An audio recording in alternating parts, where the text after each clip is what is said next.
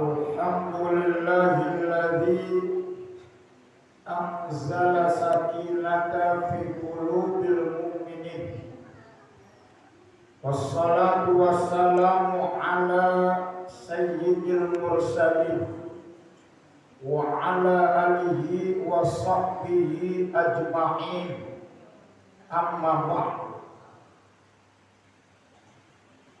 Kepada ashabul mukarramin, para alim ulama, para asadi dan asadidah,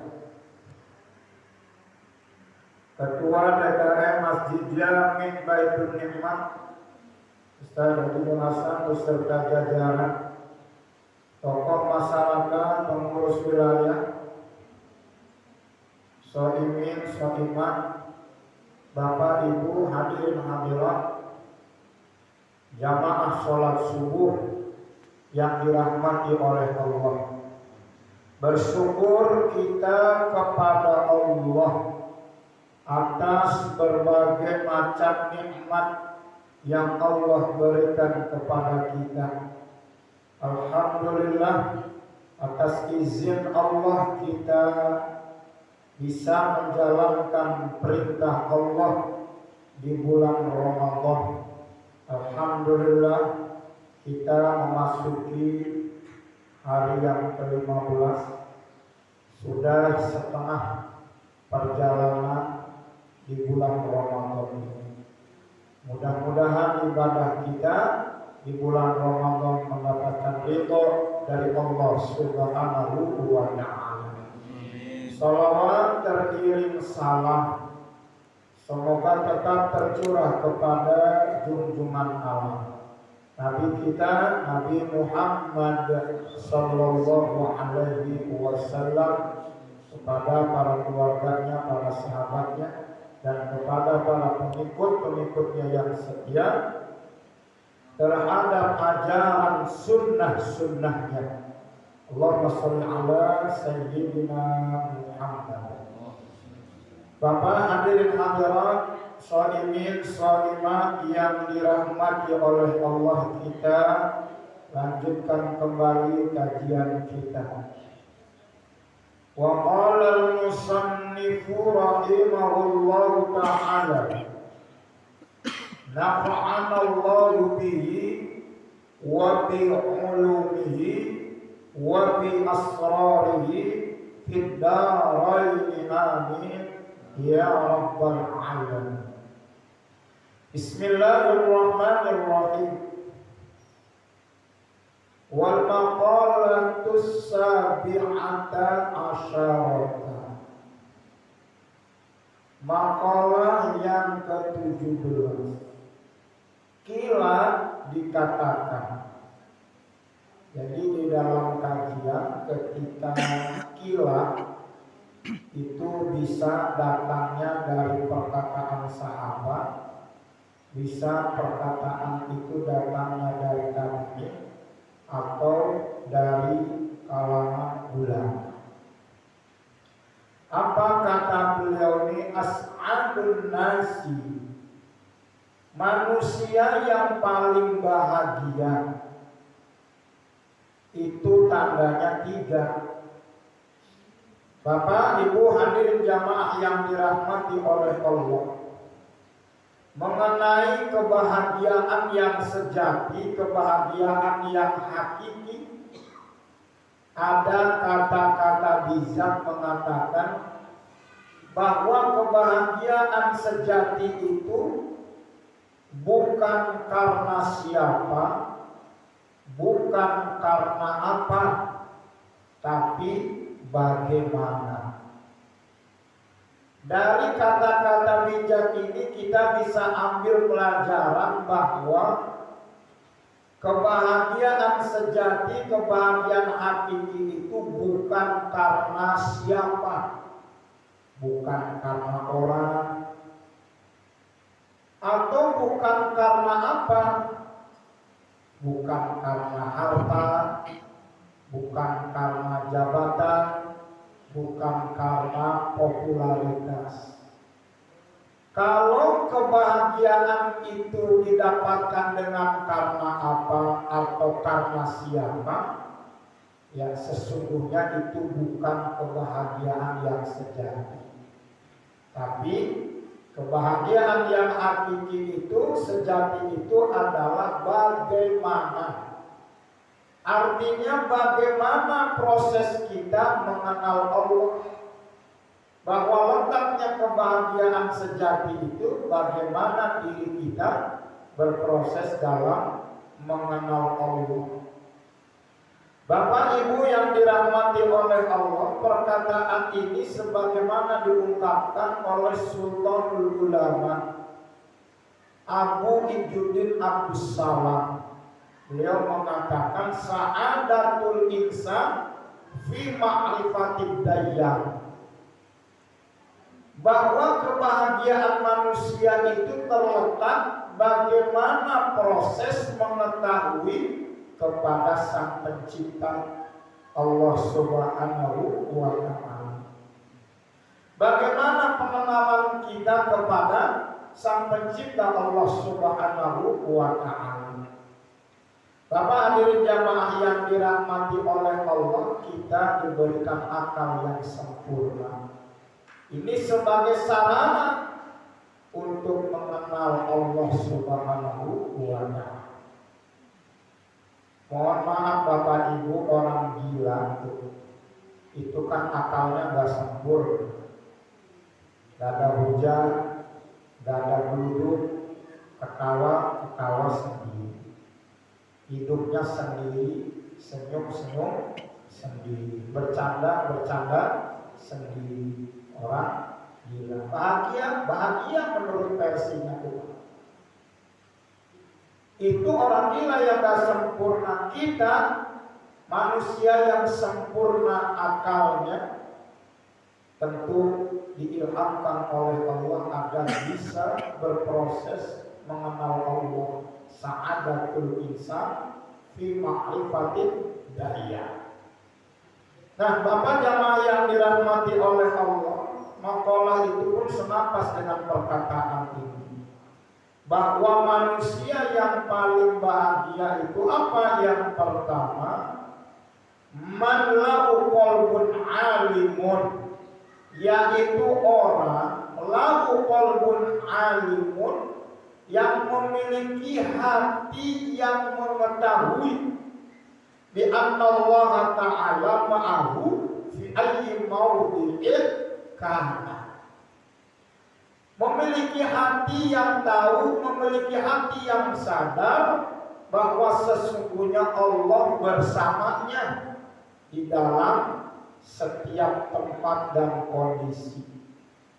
Jadi Bapak jamaah yang dirahmati oleh Allah, tanda orang itu bahagia bagaimana dirinya itu mengenal Allah, merasakan kehadiran Allah di dalam kehidupannya, dimanapun dan kapanpun.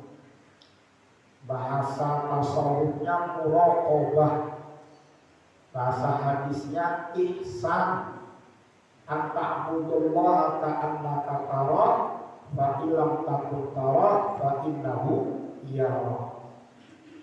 Bahwa engkau ihsan muraqabah apa? Kesadaran vertikal bahwa di dalam kehidupan ini dalam pengawasan Allah Subhanahu wa Ta'ala.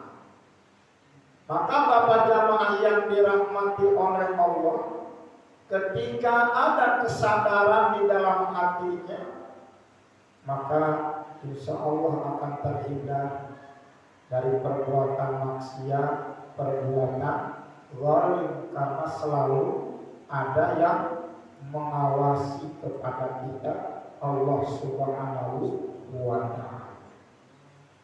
Maka kaitannya dengan puasa, salah satu hikmah dari pelajaran puasa itu mengajarkan kepada kita agar kita ini memiliki sifat muraqabah, merasa hadir diawasi oleh Allah Subhanahu wa Ta'ala. Ketika kita sedang puasa, Bapak Ibu, siang panas terik, haus, lapar, jangankan lihat makanan, lihat minuman, lihat kecoa lewat udah kayak korban. Karena lama. Masuklah ke rumah, melihat di kulkas ada minuman, ada es kelapa melambai-lambai. Di rumah sendiri, Pak. Kesempatan peluang besar. Tapi kenapa nggak lakukan itu untuk mengambil air, mengambil es kelapa untuk diminum? Ada kekuatan apa itu sehingga tidak melakukan itu? Karena sedang berpuasa menghadirkan Allah, bahwa Allah tahu. Walaupun orang lain nggak tahu, tapi Allah tahu. Tuh Allah perintahkan puasa tiap tahun. Terus dilatih supaya pengetahuan kita akan pengawasan Allah terus meningkat. Dan ini tanda orang bahagia. Maka hadirin jamaah yang dirahmati oleh Allah, ada kisah di era Khalifah Umar bin Khattab. Salah satu kebiasaan Khalifah Umar bin Khattab itu selalu melakukan kegiatan yang pemantauan, belusukan untuk melihat kondisi keadaan masyarakat warganya. Cuma yang dilakukannya bukan di siang hari tapi di malam hari. Ketika di keheningan malam, ketika dalam proses itu kegiatan belusukan itu, Umar bin Khattab mendengar dalam satu rumah itu percakapan, dialog. Setelah didekati ke rumah itu, ternyata ada seorang ibu yang sedang memprovokasi putrinya yang sedang membuat susu. Apa kata si ibu? Nah, susu yang kita buat ini kita campur aja dengan air untuk jual besok biar untungnya banyak. Apa jawab si anak ini? Ma, bagaimana kalau melakukan seperti itu? Kan perbuatan yang gak baik.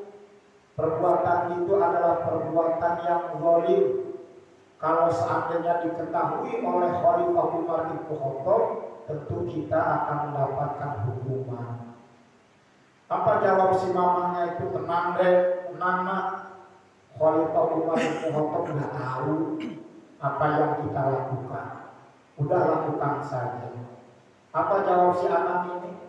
Yang kalau seandainya Umar bin Khattab itu nggak tahu, lalu bagaimana dengan Tuhannya Umar bin Khattab? Allah Subhanahu wa Ta'ala yang maha mengawasi.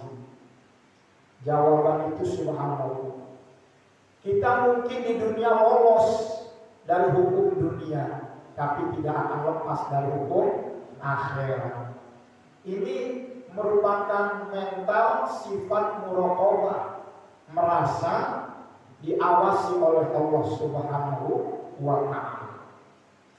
Ketika mendengar jawaban si putrinya ini, ya takjub Umar bin Khattab. Subhanallah, anak ini luar biasa nih, memiliki qalbun alim, hati yang tahu sadar akan pengawasan Allah Subhanahu wa Ta'ala.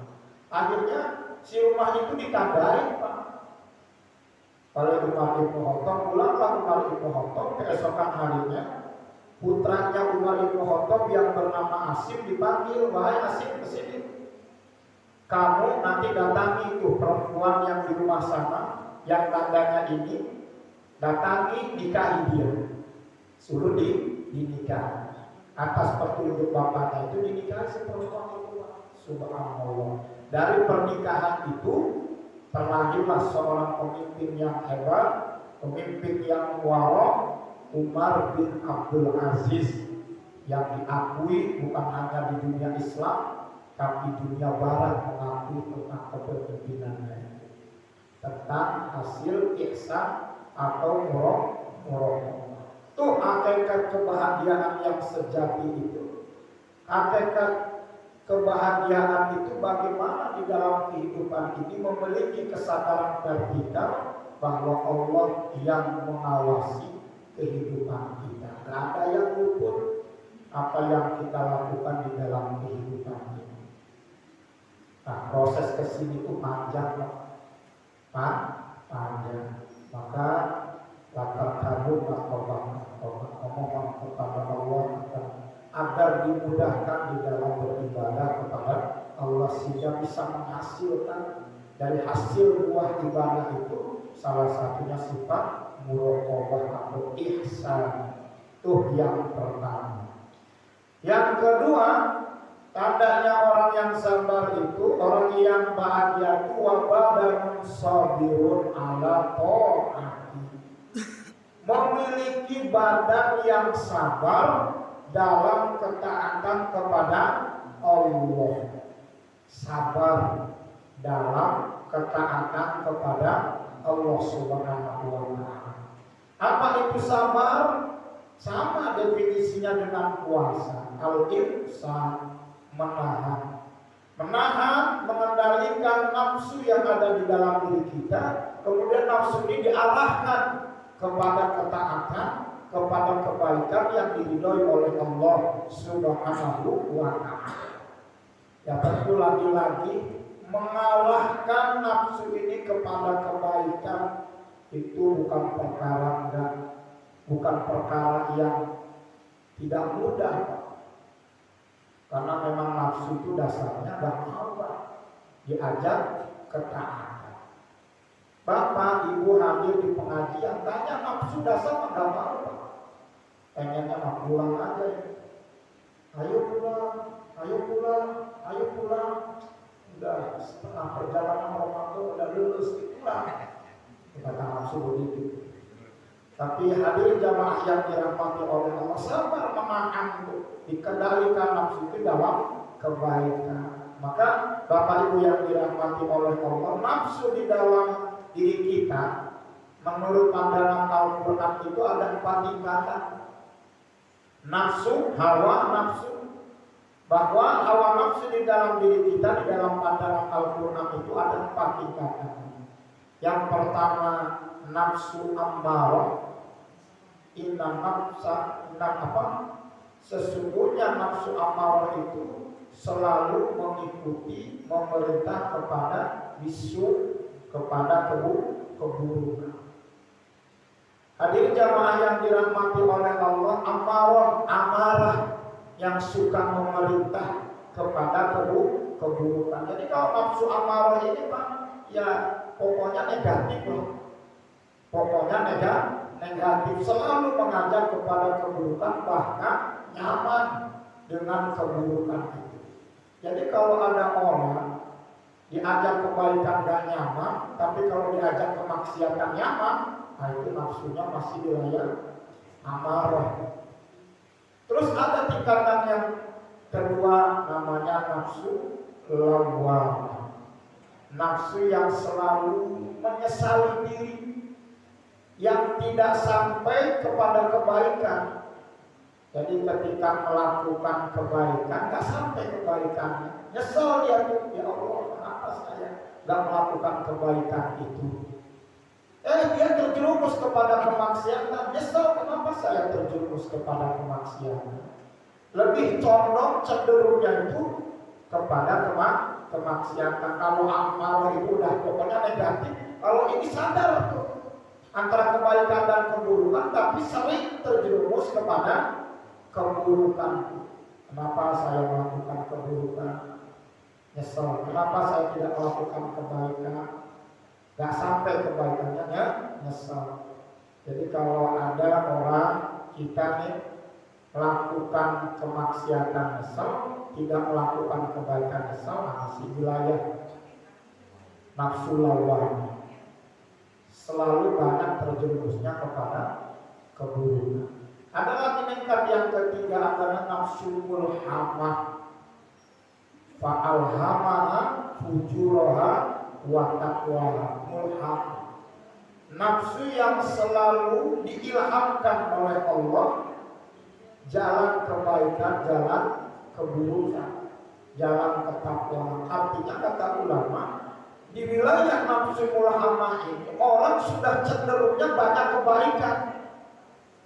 Walaupun ada kerinduan untuk melakukan kemaksiatan, rindu saja Pak untuk melakukan kemaksiatan, tapi cenderungnya kepada kebaikan. Udah bagus nih. Ketika dia melakukan kebaikan terus ketaatan gitu. Ingat dia dengan perbuatan maksiat dulu. Kayaknya kalau megang kopi enak kayaknya. Ngapain itu kayaknya enak tuh. Rindu dengan begitu tuh.